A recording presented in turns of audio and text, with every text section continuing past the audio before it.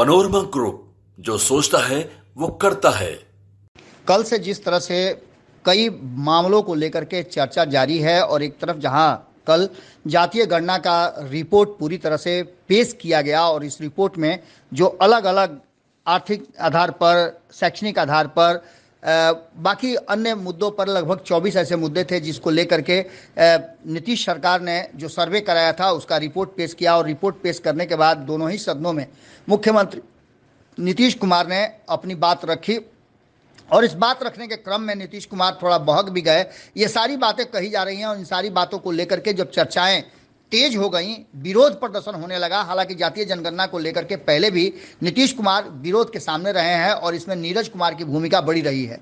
सबसे पहले इसका विरोध उपेंद्र कुशवाहा ने किया था, जिनके घर की पूरी जानकारी जो है वो सार्वजनिक करके नीरज कुमार ने एक राजनीतिक विवाद खड़ा कर दिया था, क्योंकि न्यायालय के सामने कहा गया था किसी की भी जानकारी सार्वजनिक नहीं की जाएगी, पब्लिक डोमेन में नहीं आएगी, ये पूरी तरह से गुप्त रहेगी। लेकिन इस तरह से ये मामला कड़ा होता गया और मामला कड़ा होने के बाद अब ये इंतजार किया जा रहा था कि सदन की जब कार्रवाई शुरू होगी तो शीतकालीन सत्र में सरकार अपनी मंशा रखेगी और साथ साथ इस बजट पर बहस भी होगा।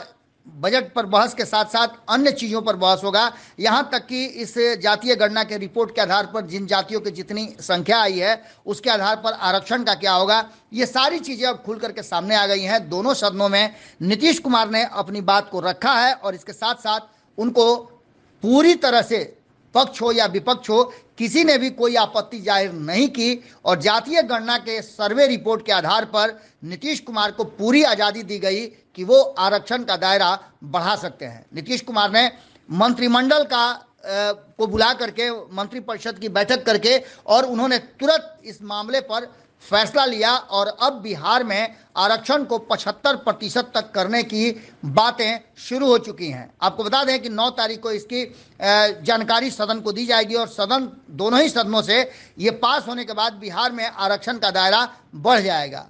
अब देखना दिलचस्प होगा कि नीतीश कुमार के एक्शन के बाद जनता दल यूनाइटेड ने रिएक्शन देकर के सारी बातों को पीछे ढकेल करके अब आरक्षण का जो नया शगुफा छोड़ा है इस पर नीतीश कुमार की पीठ थपथपाने वाली बात की जा रही है। देखना होगा कि इस पर विपक्ष क्या करता है। लेकिन कल के जिस तरह के नीतीश कुमार के बयान थे, जिस तरह के उनके वक्तव्य थे, उसको लेकर के भारतीय जनता पार्टी चुप बैठेगी ऐसा लगता और दिखता तो नहीं है।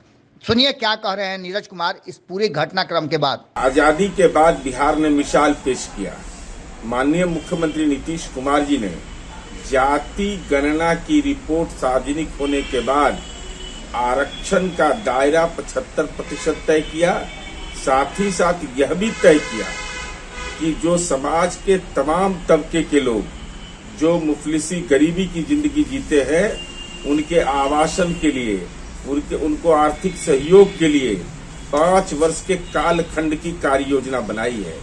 अब केंद्र के पाले में यह मामला है कि बिहार ने जो नजीर पेश किया संख्या बल के आधार पर, अब केंद्र सरकार जाति गणना कराए।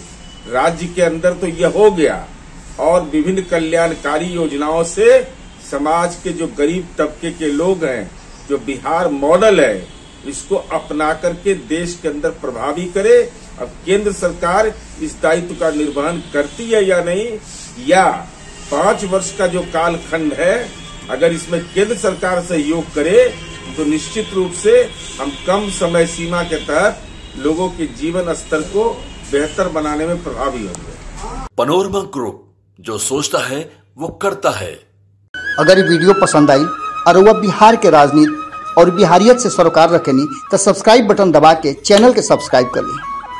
ओजे एगो घंटी बा, ओकरा बटन दबा देला से कुल सटीक और मारक खबर रुआ मुफ्त में मिल जाई। अगर रुआ पत्रकारिता के हमनी के नया प्रयोग में सहयोग कर चाहतानी तो ज्वाइन बटन दबा दी। पेटीएम नंबर नोट कर ली 9386816700। धन्यवाद।